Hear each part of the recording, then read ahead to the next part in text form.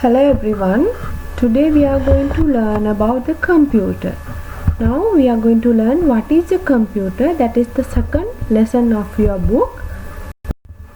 So if we take the computer, when it's come to a question what is a computer, that is a programmable electronic device which follows human instructions only. It cannot think and it represents the results and the stored data on a monitor.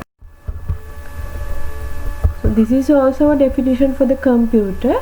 It is an electronic device that manipulates information or data. It has ability to store, retrieve and process data. And you may already know that you can use computer to type documents and send emails, play games, watch movies. There are a lot. So all these get together will make a computer. Now, classification of computer hardware. Once the classifications comes from the computer hardware, there are several areas. We can consider about input devices, output devices, and processing devices, storage devices, also the communication devices which was not in the book, but that is an additional part. So first we are going to learn about input devices. When it comes to input devices, you know those are the devices that used to feed data to the computer. If you take the keyboard, you can enter text and numbers and the symbols using the keyboard. If you take the touch screen, you can touch the screen and input data. If you take the camera, so you can input your picture. So if you take the scanner, you can scan a paper as it is and you can input it. And the microphone is used to input your voice. So the mouse is used to input data also, and the webcam is again used to input our picture to the computer, and the trackball is also a pointing device like a mouse. Now let's see what are the output devices. So these are the output devices, speakers and the headphones which outputs the sounds, and then the monitor which output the pictures, and then the projector which outputs the monitor screens into bigger screen, and printer to get the hard copies, and the plotter is used to draw a large scale maps. And then the storage devices. When we are talking about storage, we are mainly talking about the memory. So we divide the memory into two parts. One is primary memory and the second one is secondary memory. Under primary memory, you know, we have RAM and ROM. Under secondary memory, all the other things comes from the hard disk up to the flash drive. All the things are secondary memory. So this is the primary memory. RAM and ROM is the two parts of the primary memory. RAM stands for random access memory and the ROM stands for ROM read-only memory. So this is the physical looks of that. And then these are the secondary memories. So when it comes to secondary memory, that is the hard disk or the pen drive, the devices that can be permanently store data. So and the CDs, also the magnetic tapes and the floppy disks, all those are secondary memories.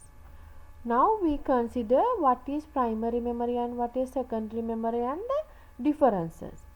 Primary memory, that is the main memory. Main memory is our only primary memory, that is also known as internal memory. And secondary memory known as auxiliary memory or the external memory or the secondary memory. We know that primary storage divided into two parts, RAM and ROM, and secondary storage has the hard disk, DVDs, floppy disks and all. So primary storage temporarily store data while the computer is running only. That is why its primary memory is very fast. We can access data very fast.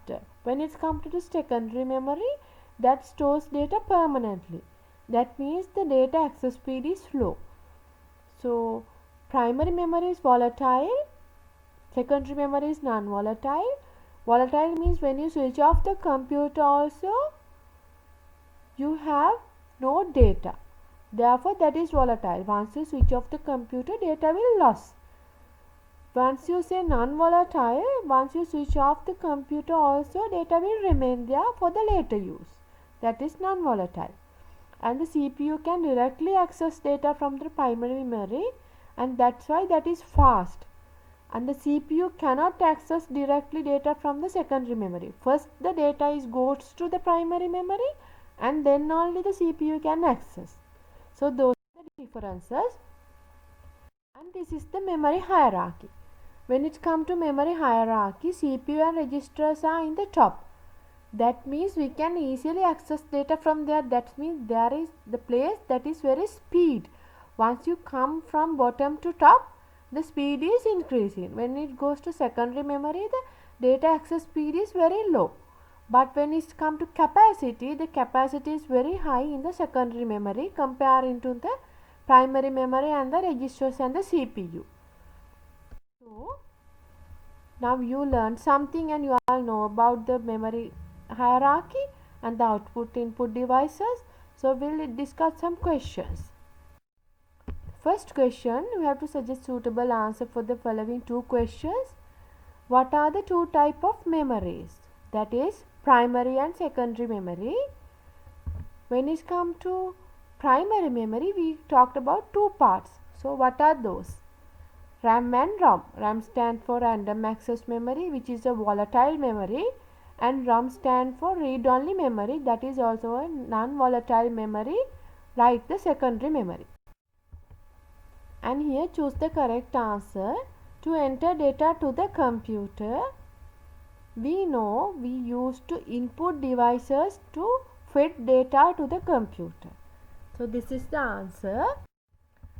And choose the correct answer here. Once we do the work, we want to save the work in the computer with a permanent place. For that we use storage devices. So I hope you all had a nice session with me. Thank you for being with me. Thank you, and I hope you all enjoyed the lesson a lot.